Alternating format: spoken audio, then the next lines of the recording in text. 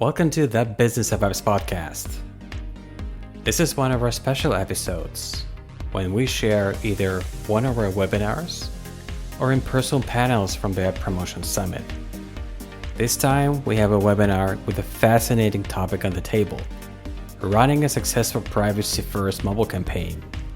The agenda of this webinar includes Apple, privacy, and the switch to AdAttributionKit, overcoming crowd anonymity, and driving success with SKAN and AdAttributionKit, the future of AdAttributionKit in the iOS attribution, the questions and answers.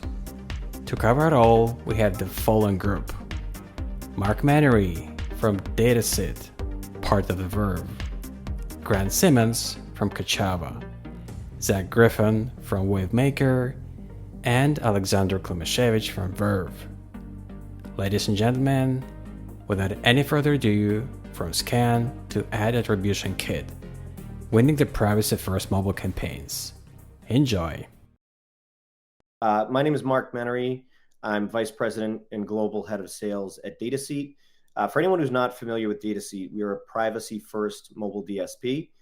Just to quickly describe that, we say privacy first because we were doing privacy before it was the buzzword or the trend or the cool thing to do.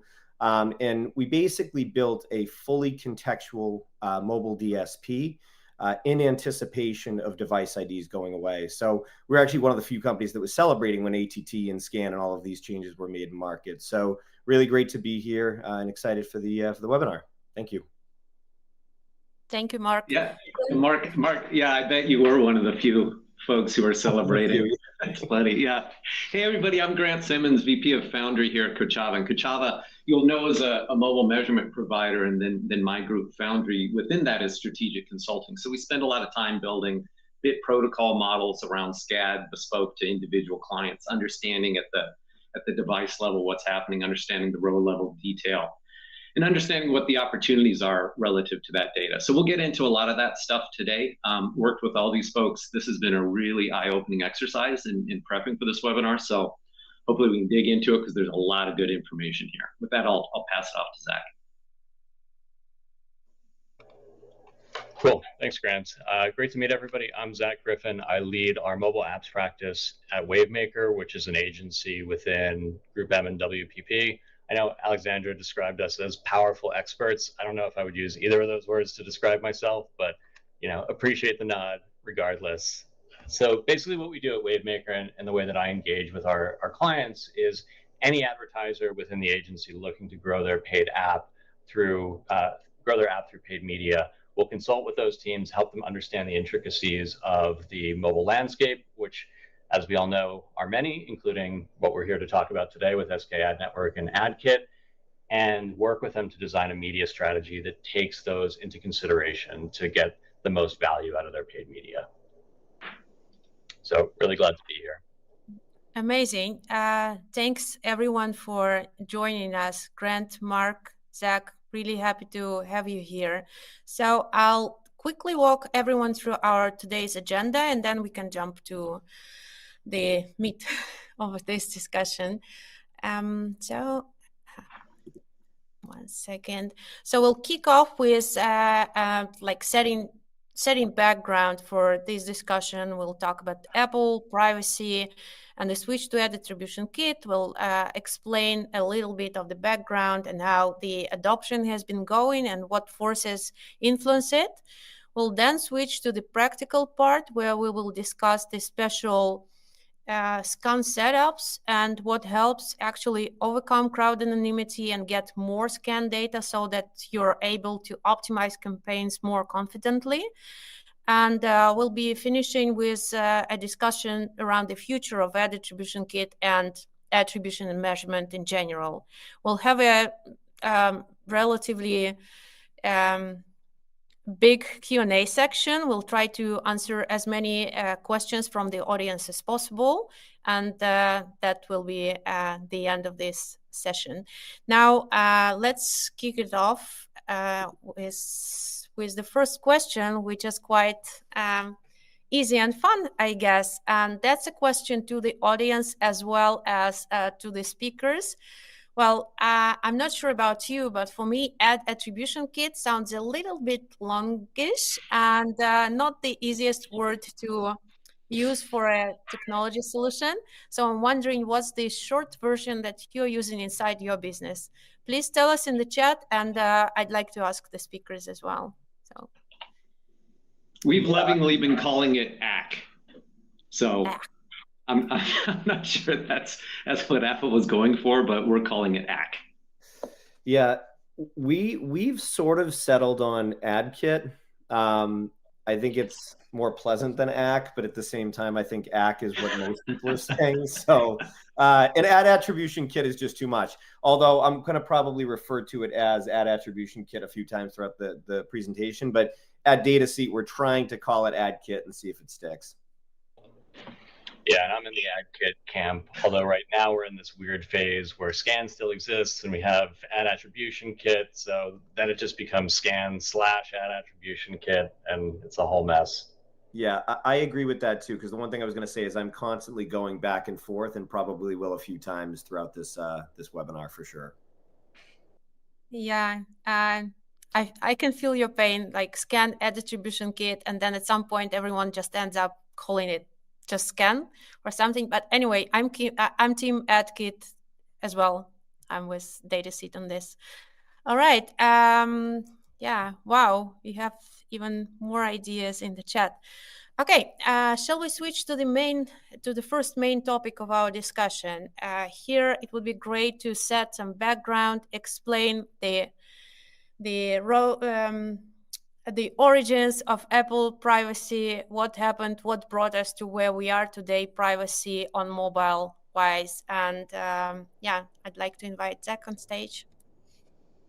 Yeah, thanks, Alexandra. So I'm sure this will be a review for a lot of people here, but we just wanted to set the stage for what is SKAN and AdAttributionKit. So looking back, about 3 years ago, Apple rolled out app tracking transparency, which effectively limited the use of IDFA within mobile attribution to tie together the in-app and the ad environments. Without that, it significantly broke how most advertisers were performing attribution. In response to that, knowing that that would be very disruptive to the industry, Apple released something called SKAD Network. They said, hey guys, we've got this great solution, privacy safe attribution. We have our own framework. You don't need to worry about whether users are opted in or opted out to ATT. We can still perform attribution in relatively the same way that you're used to. And advertisers took one look at that and they said, I don't think so. Because at the time when it was, I think, SKAN 2.0, there were pretty significant gaps, pretty significant blind spots in what SKAN was offering. And most advertisers were looking for some sort of alternative, and adoption was low, which I know Grant is going to get into in a little bit more detail. Since then, Apple has released a number of additional updates to SKAD Network, increasing the granularity of data, increasing latency windows and what can be observed. So with SKAN 3, SKAN 4, and then everybody was expecting them to announce SKAN 5 at WWDC this year. We got all the features that we were expecting, but under a new name, which is AdAttributionKit. So I think the easiest way to think of what is AdAttributionKit, it's the same as SKAN 5.0. It's a little bit nuanced because SKAN as a term isn't going away, and Apple has said there's interoperability between SKAN and AdAttributionKit, but I think that's the simplest way to think about what it is. It's the same thing as what SKAN 5.0 would have been. Right. Thanks, Zach. So to me, it looks like this rebrand into AdAttributionKit is a sort of a statement as well, right? So a way for Apple to tell us that they continue investing in the privacy first measurement, and they will keep improving it, right? And I think this is logical looking at the shrinking ATT consent rates. And yeah, Grant has some interesting stats about that. Grant, will you take over? Yeah, we can look at this sort of historically, and there's sort of two stories going on here. And so if we look sort of across the board, at what rate are people opting in when they receive the app tracking transparency modal? And again, just to sort of set the stage, attribution has sort of two mechanisms. Either consent is captured via the modal that you see on your screen, which is Apple's app tracking transparency framework. And it has to be captured on both the advertising and publisher side. And if not, then the game is the StoreKit ad network or AdAttributionKit. And so if we look at these trended opt-in rates over time, it started to get a lot of take rate in about the second quarter of 22. At the time, about 41% of folks who would receive the modal would accept it, say, yes, allow the app to track me. And we can see that crossed the Rubicon into more than half of folks who receive the modal actually say, yes, allow the app to track me. However, it has to be on both the publisher and advertiser side. So if we look at the overall IDFA capture rate across the board that can be used for the purposes of targeting and measurement, it's 1.3%. And so I would say largely Apple's intention of interrupting determinism in the ad tech funnel has largely been met, meaning very little of it is deterministic, and much of it at this point doesn't really have anything to do with the opt-in rates because most apps are not prompting. And so that's why we see the numbers going two different ways. More people are opting in, but fewer apps are prompting. Yeah. And so, Mark, I'm curious, are you seeing it on your side as well?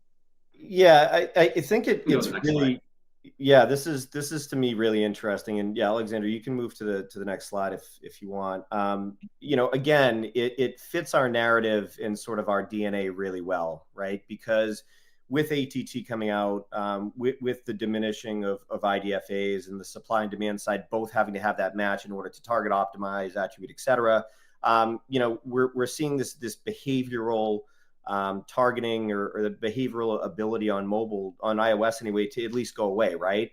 And for so long, it was, whoever had the most data wins. It was driven by walled gardens. Behavioral was very much understanding, the individual user, what apps do they have on their phone, what purchases are they making, et cetera. DataSeat in 2019, we doubled down and we said, we truly believe that this is going to go away, right? So we're going to build a DSP, and it was a big bet to take at the time, but we're going to go in and we're going to compete because we feel that device IDs are going to go away. So that's why I say we were one of the few companies celebrating when ATT came out, because we built our DSP purely on contextual signals, right? So that's publisher, placement ID, day of week, time of day, creative, different signals like that, right? It's privacy compliant. It's been around for a long time, but it really works. And an example we always use is, it's the reason why BMW would advertise in the Financial Times, right? It just makes sense. So sort of rounding it off, it's interesting for us to see those numbers because it really does fit the models of what we've been trying to do for the past several years really, really well. And yet, even though contextual and SKAN seem like a perfect blend and they work great together, there's a lot of sentiment in the industry about the adoption rates of SKAN and a lot of opinions that the adoption has been pretty slow. We've got some great analysis here from Kachava. Grant, you want to? Yeah, let's jump into how this has sort of affected largely kind of the attribution funnel over time. So again, just to say it for the cheap seats, what was announced at WWDC 2020 was no device nor user information shall be used for the purpose of targeting or measurement unless consent is captured via Apple's tracking transparency framework. And if not, then attribution will be performed via the StoreKit ad network. And so if we go back in time, nothing really happened when that announcement was made. And it was finally at the operating system of 14.5 that could start carrying that prompt. And that started to happen about May, June of 21.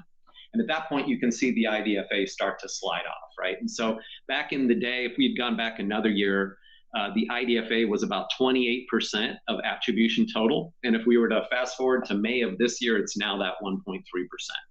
Right. And so in terms of kind of a kneecapping of that determinism, Apple was very, very effective.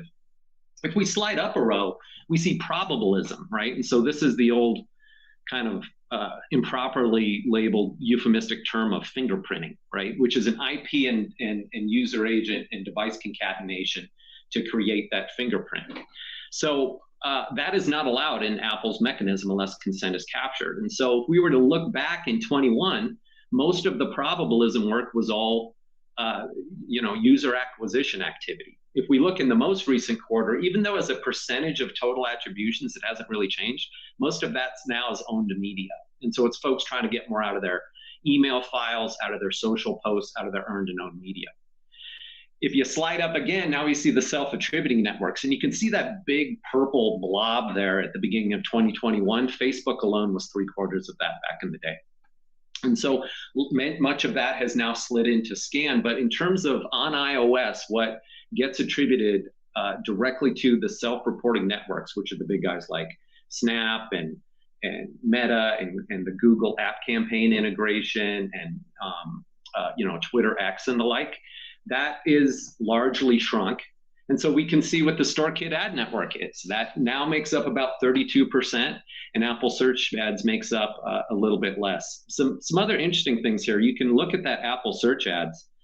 That was 33% of attribution total in the second half of 22. And largely it's because marketers didn't know what to do and they needed to have visibility in their demand funnels.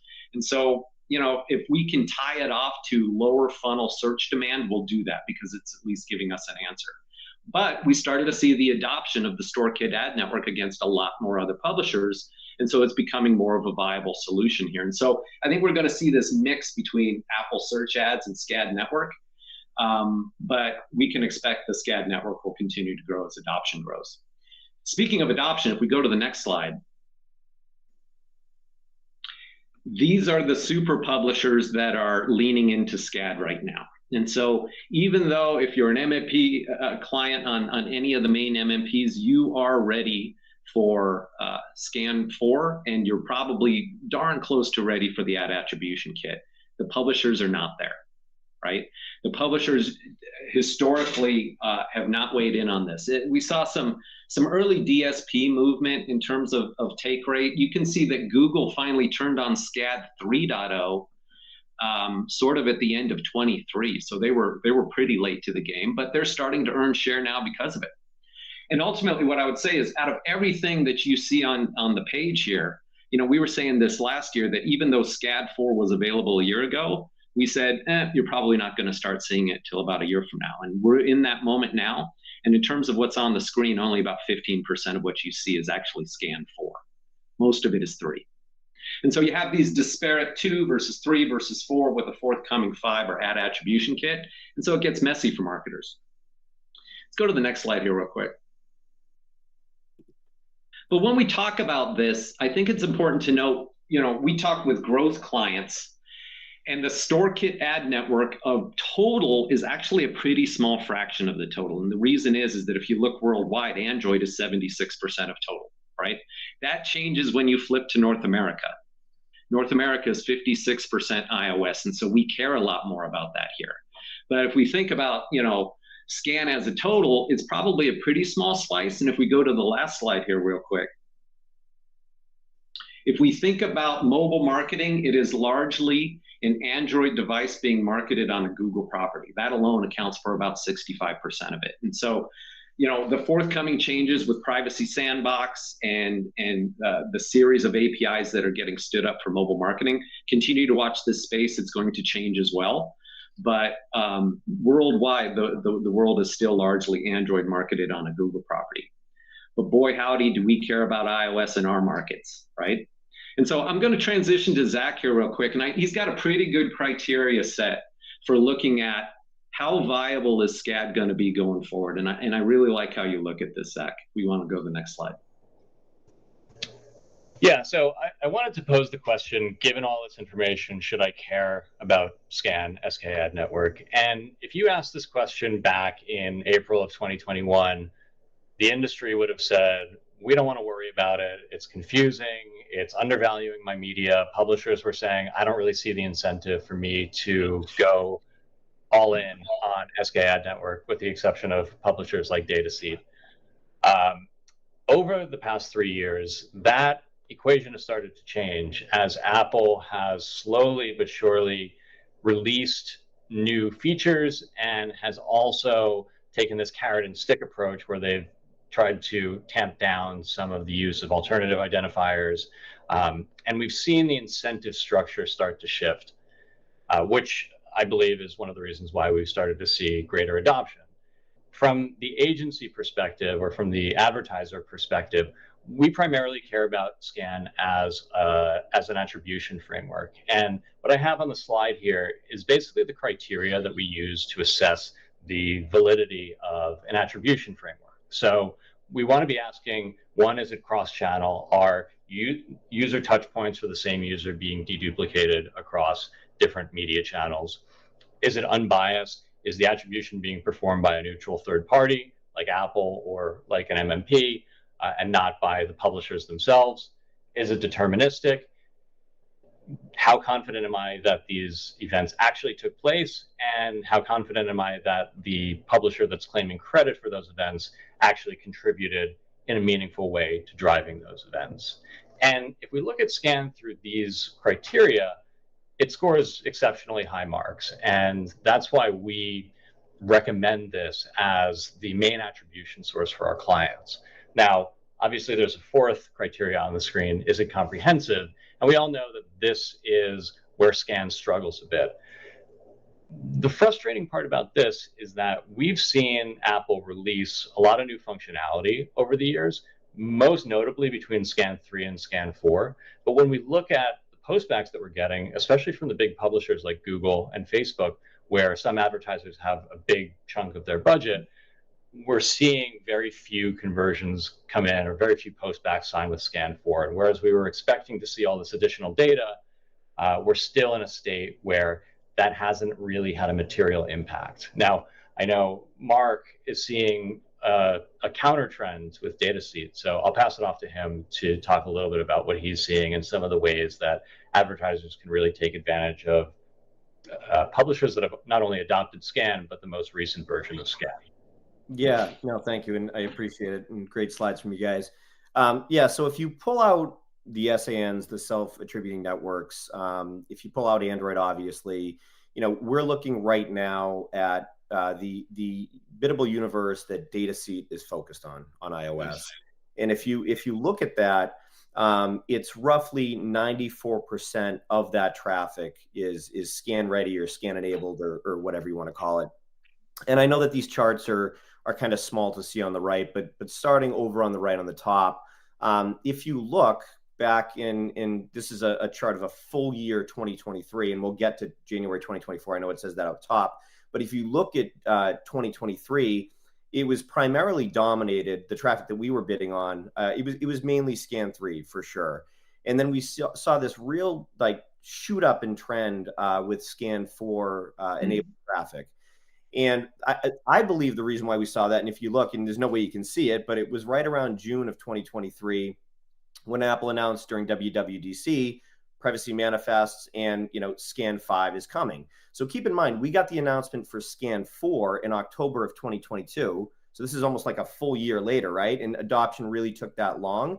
But I think once Apple makes those announcements about privacy manifests, SKAN 5, publishers started to take SKAN a little bit more seriously and said, maybe it's time to update, to upgrade, whatever you want to call it. So by January of 2024, we were seeing roughly 50% of the SKAN traffic that we were bidding on was SKAN 4. Now, fast forward to current day or this current month, and really happy to report that it's almost 81% of our biddable traffic is SKAN 4 enabled, which is great. And we do feel that now that Apple sort of doubled down and said, we're moving now towards AdKit or AdAttributionKit. This is a bit of rebrand for us.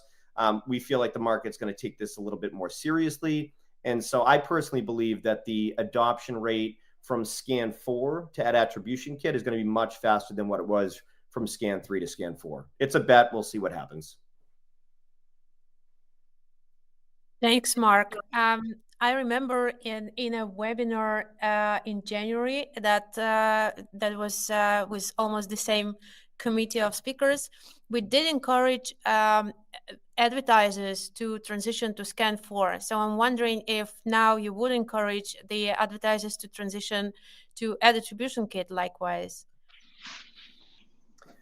Yeah, if that's a question for me, I absolutely would encourage both advertisers and publishers alike to upgrade or to update their apps to AdAttributionKit.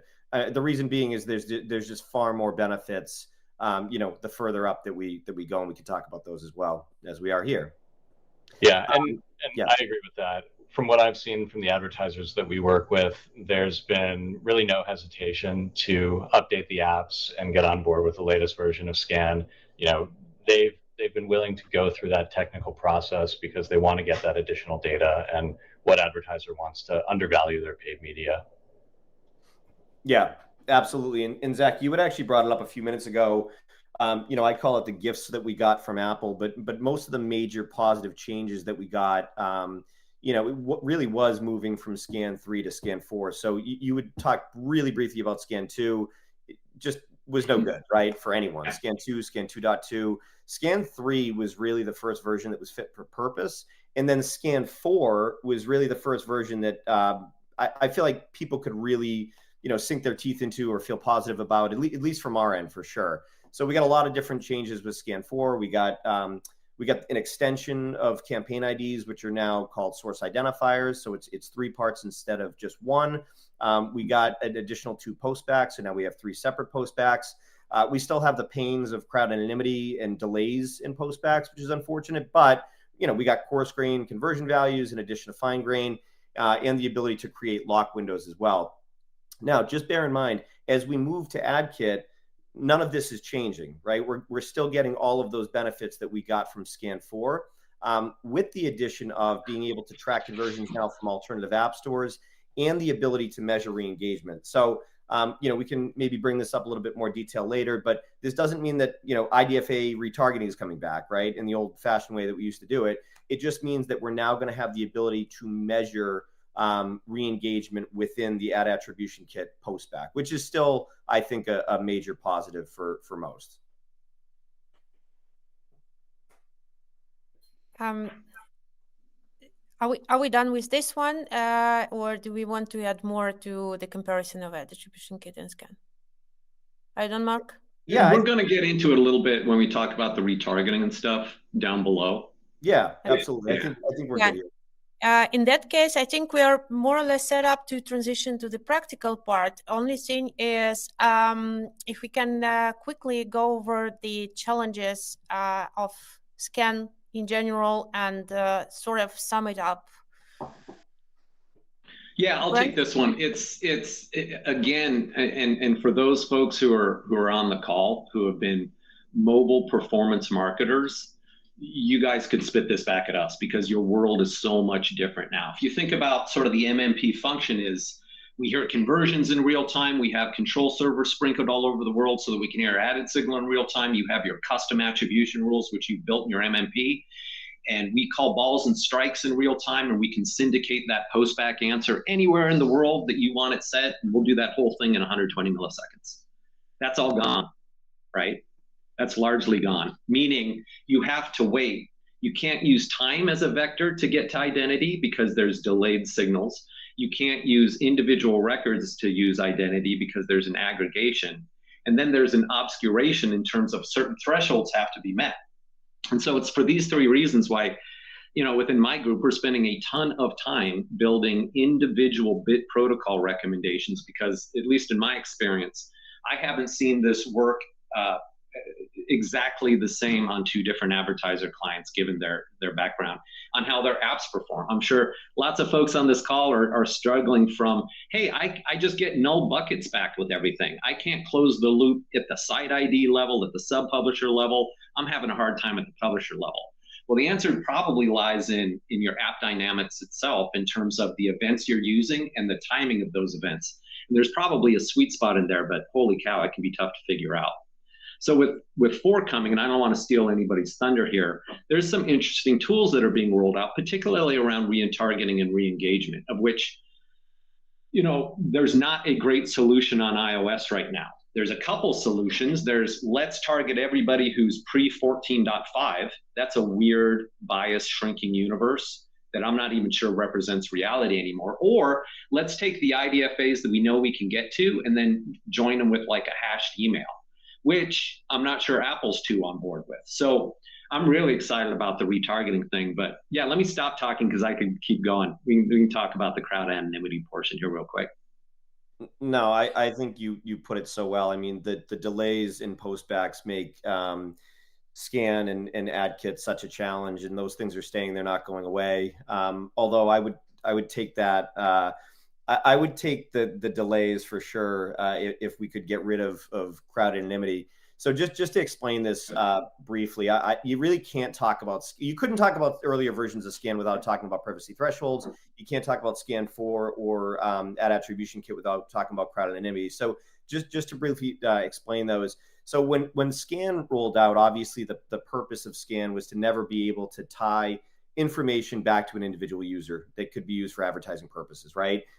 So Apple created these privacy thresholds, and essentially what they were, and I look at them as like, if you're not this tall, you can't ride the roller coaster, right? So essentially, if you didn't have a certain number of installs within a 24-hour period within your campaign, Apple would withhold campaign information that was critical to optimize the campaign. So fast forward, moving from SKAN 3 to SKAN 4, we talked about all of these additional benefits that we got, right? We got the extension of campaign IDs, which are now source identifiers. So instead of just getting one part, we got two more. We got coarse grain conversion values. We got two additional postbacks. So what Apple basically said is that we're going to loosen up, the theory of privacy threshold a little bit. And what we're going to do is we're going to create tiers. So tiers of crowd anonymity. And there's essentially 4 of them. The best way to look at these is how well can your install hide within a crowd, right? So if you have a really low number of installs within a 24-hour period within your campaign, Apple is not going to give you a lot of information in that postback.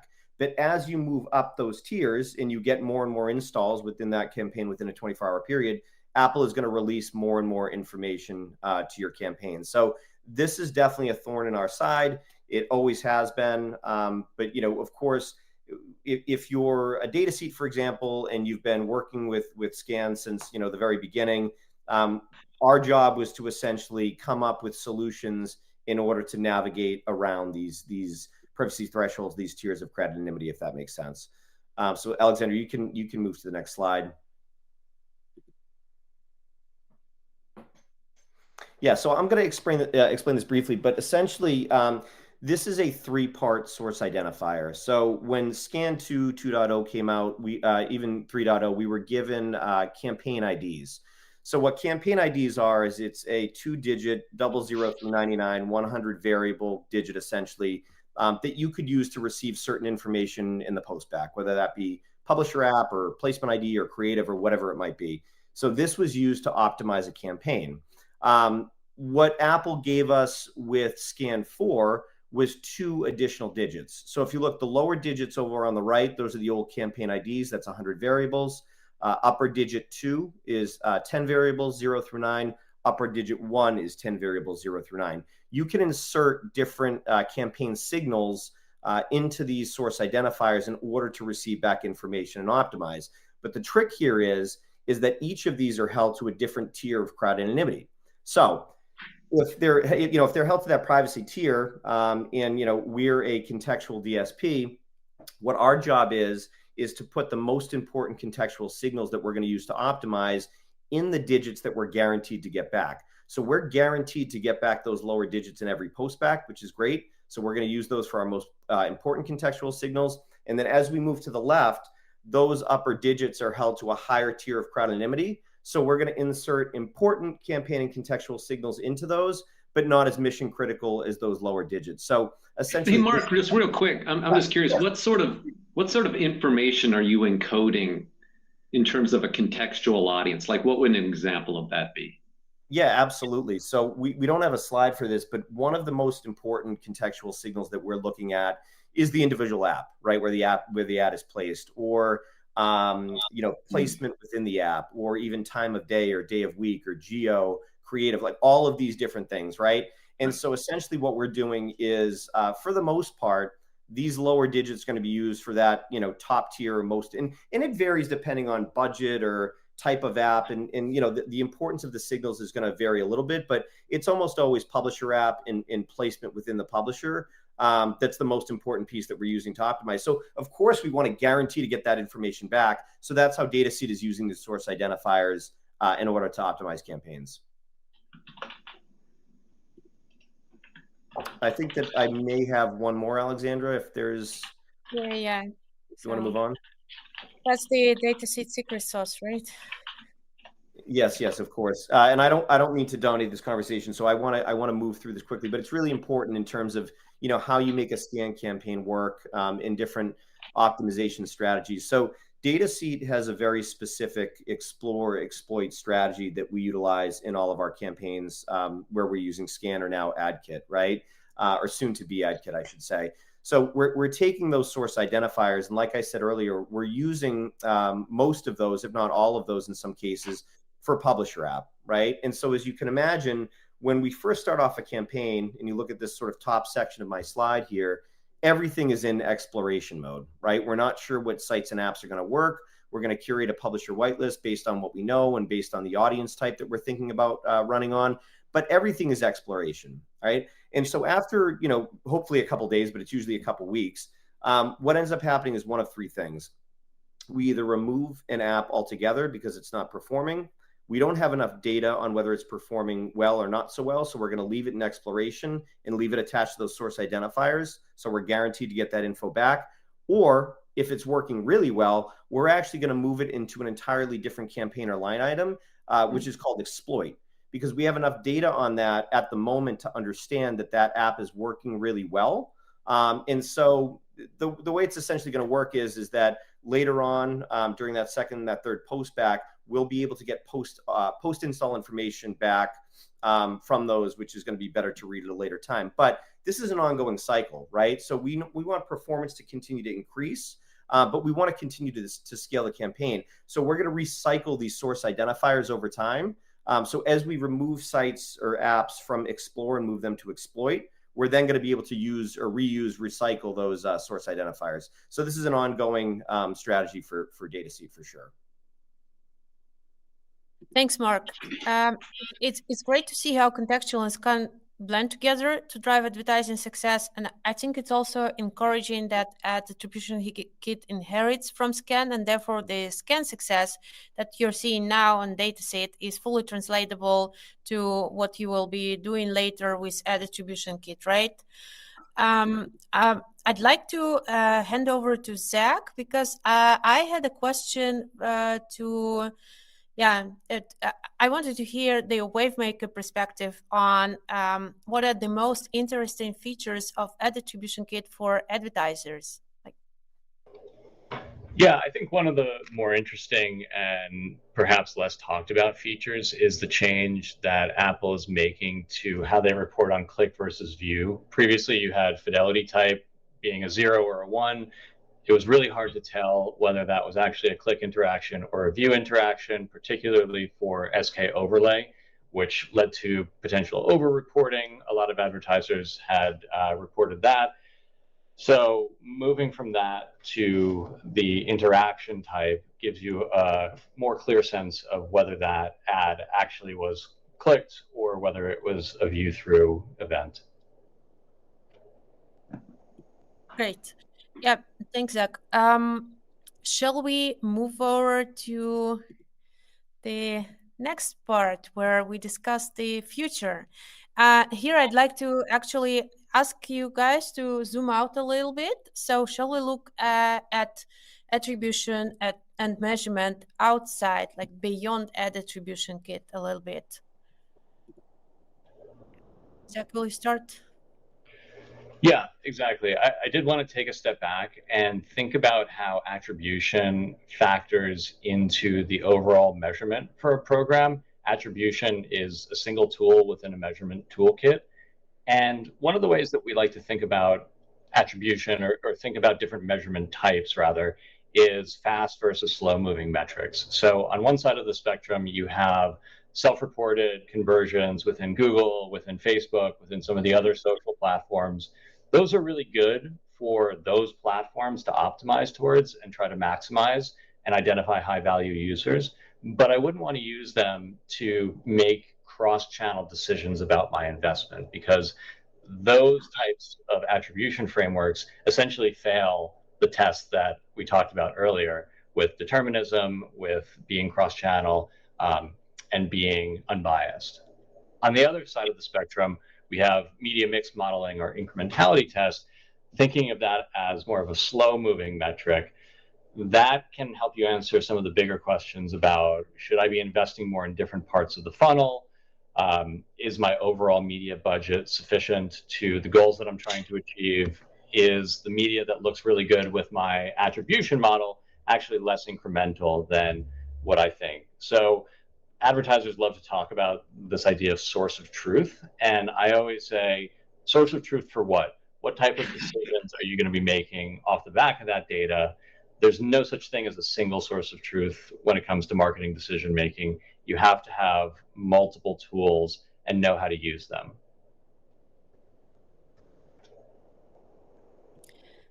Thanks, Zach. Brent, will you give us the MMP perspective on this? And also, Kachava is marketing now its own MMM solution, so maybe you have a little bit for us to tell about it. Yeah, it's much like, and I like how Zach put it, is that, well, what's your source of truth for what and when, right? Because much of the signal that's used for measurement can be decided on in the moment, and you should, right? Much of it has to get pulled in and aggregated so it can compare to things like the StoreKit ad network. And so in terms of the future state, the reason we're betting on MMM is because SKAN's here to stay. It is the new paradigm. And if you don't like it, build your own operating system, right? Because attribution takes place on device. And so it will be delayed, it will be obscured, and there's an overall signal reduction. And so MMM models have always worked well sort of in that, hey, let's take a beat, let's ingest and ag the symbols on an apples to apples basis and give channel recommendations in terms of what Zach mentioned, which was largely spend. And so, we've invested in a system that, given this level of spend and this level of conversion within the geo, we believe we can create a 95% accurate prediction of what conversions will be given that level of spend, right?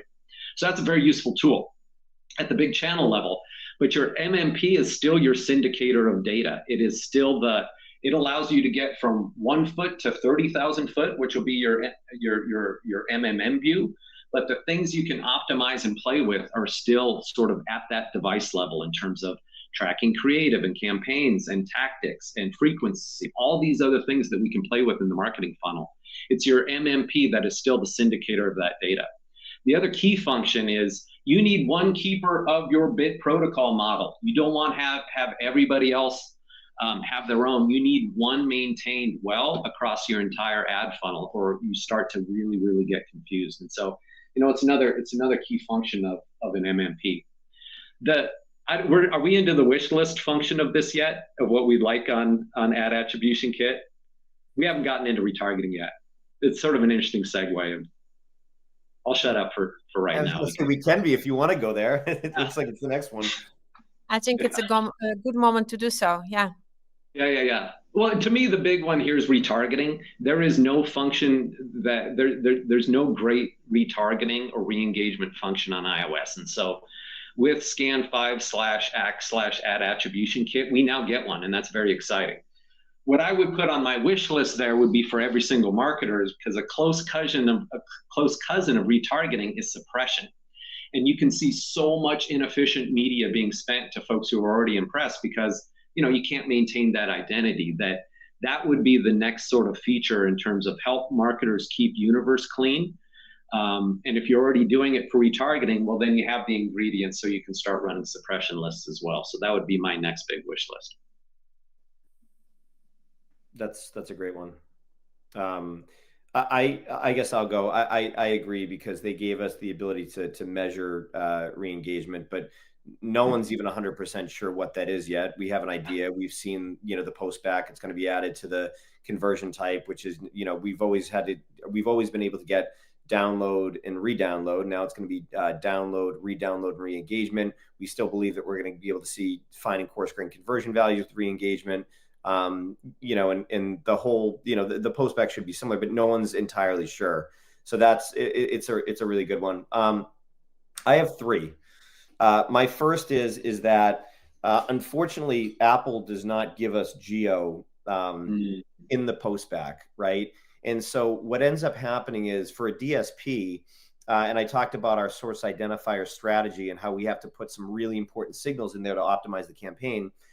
For a DSP, if you're running in 20 or 25 different countries, or if it's state targeted and it's a US campaign that you're running in 38 states, we have to then use all of those within the source identifier field to guarantee that information back if it's required by the advertiser, which in a lot of cases it is.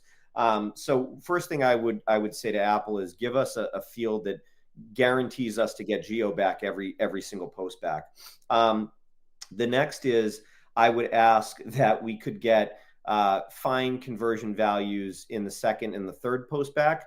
I don't want to get too greedy, so maybe just the second post back, but at the moment we can only get fine conversion values in the first post back, and the second and the third you're only able to get coarse grain regardless of the highest tier of crowd anonymity that you hit.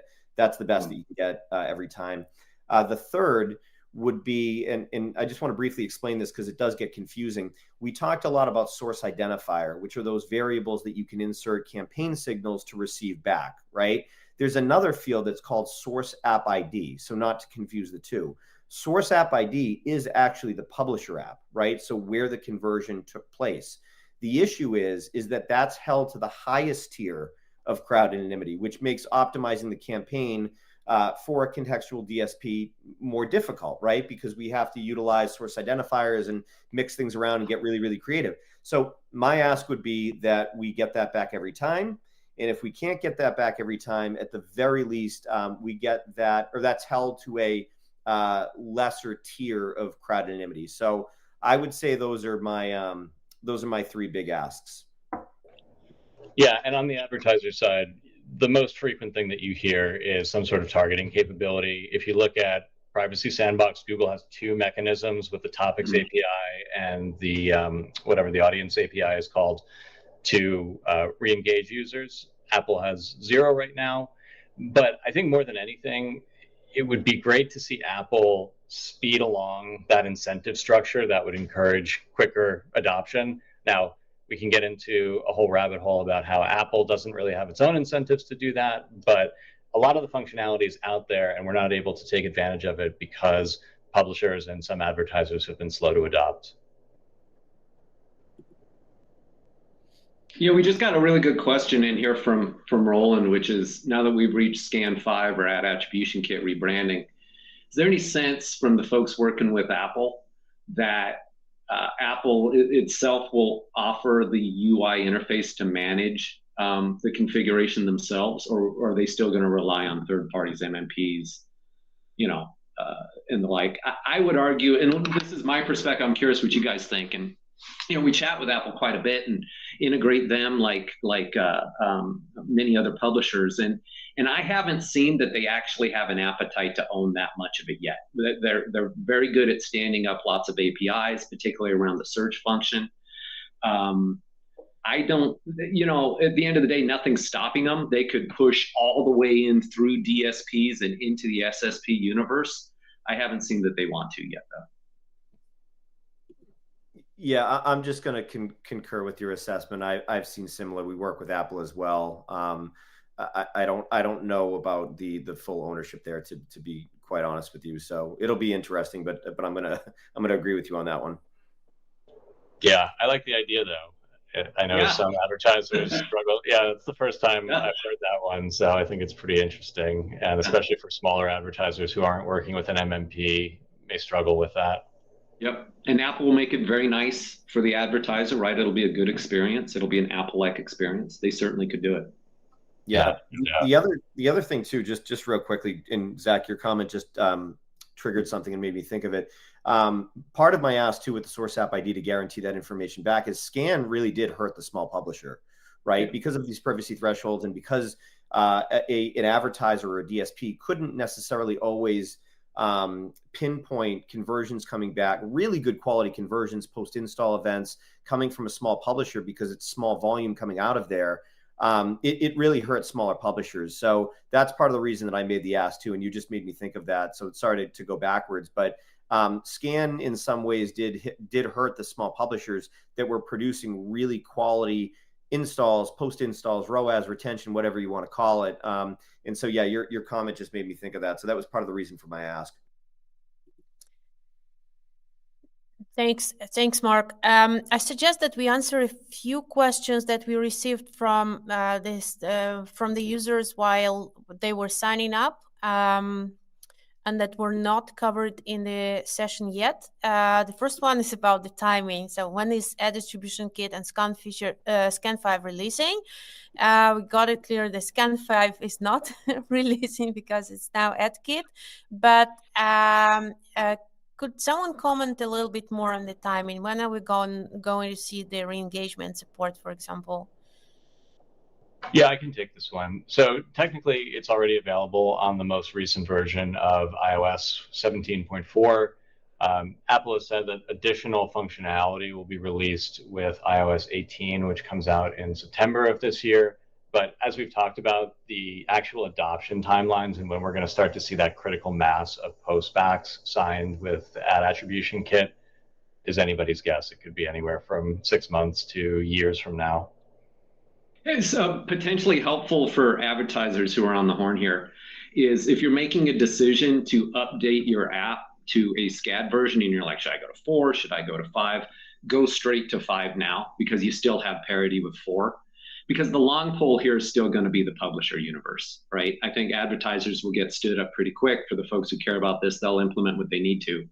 But for those folks who have a dev group that you have to get it on their radar, let's say 3 months from now that we're going to have an SDK update, I would jump straight to 5. Yep, agreed. Thanks for your replies. There's another question that we got during the sign-up process. What's the likelihood of success with SKAN or now AdAttributionKit? And is there a specific kind of advertiser that is more likely to succeed? Mark, do you want to take this one? Yeah, I mean, we built our DSP around, I don't want to say around SKAN specifically, but around, deprecation of IDFA and contextual targeting and so on and so forth. And so we're seeing a tremendous amount of success with SKAN campaigns. As far as the ideal advertiser or brand that it's working for, it really depends. I mean, we're working a lot with brands that have, and I don't want to be too broad with this answer, but brands that have gone all in, that have updated to the latest version, that have a healthy amount of test budget to overcome privacy thresholds. We do give advice on conversion events and different things like that. But it's companies that have just embraced SKAN and that have some budget to test with and are working with the right partners. And so again, I don't want to be too broad on it, but we've had success stories with almost every category that I can think of within the app space for SKAN. Thanks, Mark. Yeah, one thing that I'll add to that is we work with some really large advertisers at Wavemaker, so the privacy thresholds usually aren't as big of a deal, but the latency is where we get burns because we have some brands that have a 7-day free trial period, and with SKAN 3, we almost never see those purchases at the end of the trial period come through. And with SKAN 4, given the fact that we haven't seen that critical mass yet, we were hoping to see that close the gap, but we haven't seen anything to really move the needle there. Thanks a lot. But I wouldn't say it's a bad fit. It's just you have to understand those limitations and set your expectations and your strategy accordingly.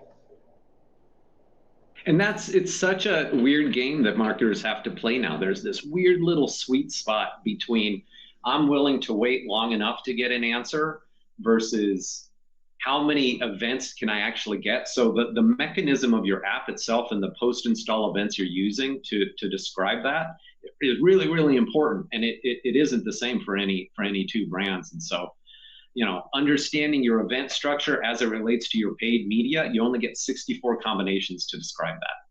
And so you have to be really, really clever about it because you have to play with timing and you have to play with size and you have to play with the granularity of insight you're trying to get. And so there's 3 dimensions you're trying to balance. And so it can be quite a challenging game. And it's going to persist. That game isn't going to go away. Okay, we are running out of time here, and I see there's so many questions from the audience. Actually, I'm sorry that we were not able to take all of them. I think some of them will be covered by DataSeat and the partners in their upcoming blog posts. So please follow us on LinkedIn for any updates. But yeah, we really need to wrap up. So I'll give some space for every speaker to share their closing thoughts. Just one most important thing you'd like the audience to walk away with today, and then we'll be wrapping up. Will you start, Mark, please? Yeah, it's okay to embrace SKAN now at AdAttributionKit. Don't feel weird about it. It's okay. I believe with this rebrand, it's here to stay. We've run a tremendous amount of successful advertiser campaigns on SKAN, and as I showed, there is a tremendous amount of supply. Again, we weren't including in my slide the SANs, but there's a tremendous amount of supply on the mobile side, iOS, obviously, to run a very, very large and successful SKAN campaign and update to the latest versions, because there's benefits. There's a ton of benefits from SKAN 3 to SKAN 4, and now from SKAN 4 to AdAttributionKit. Grant, do you want to go next? Yeah, agree with all that. It's here to stay. It is a pain in the butt for the marketer. Like, let's just be honest about it. It is a complete paradigm shift from what most folks are used to, but it truly does protect privacy. And I'm an Apple guy, right? Like, it's listening to my health criteria right now, and I certainly don't want that to leak. So I understand where Apple's coming from, but this stuff is really, really complicated. The good news is that you've got some folks on the phone here who've been around this a little bit, and just speaking for myself, it's where we spend a lot of time. Is if you need help, we're here to help. And so there is probably a right model, there's a right approach for you, and it might not look like anybody else's, and that's what we're here for. Yeah, and similar to Grant, I have a love-hate relationship with SKAD Network for the same reason, and that is, it is so complex, and at worst, it could feel like you're reading through a technical manual and bumping your head up against the wall. But there's also an opportunity there that if you can really understand the intricacies of SKAN and design a media strategy, like I love the slide that Mark had about using the source identifiers. I think that's really clever and a good example of how you can really translate those nuances into a real media strategy that gives you a competitive edge. Thanks, Zach. Thanks, everyone, for the great session. This is where we are going to be wrapping up. So I'd like to thank the speakers, of course. Thanks to Business of Apps for hosting us and for allowing us to run a few minutes past the hour we agreed upon. Thanks to the audience for joining us and for staying throughout the webinar. Really great to see that all the many folks who joined stayed until the end. If you want to talk about privacy-compliant user acquisition and campaign optimization with AdAttributionKit and SKAD Network, please feel free to reach out to DataSeat, to Mark Menery, mark@dataseat.com, and please follow DataSeat and other partners, Kachava, Wavemaker, Verve, of course, Business of Apps, on LinkedIn, and keep your eyes open for our news, knowledge sharing pieces and updates. Thanks, everyone. Bye. Bye, everyone. And that was from SKAN to AdAttributionKit, Winning with Privacy First Mobile Campaigns webinar. To listen to more episodes, subscribe to our podcast on iTunes, Spotify, Stitcher, YouTube podcasts. Just search for Business of Apps, and you will find us easily. Remember, we release episodes on Mondays, so subscribe, and you'll be able to get new episodes on your smartphone, tablet, or computer as soon as we release them. And please don't forget to leave us a review or comment on iTunes. It is highly appreciated. And all episodes will also be available on businessofapps.com. Thank you for listening. See you next week.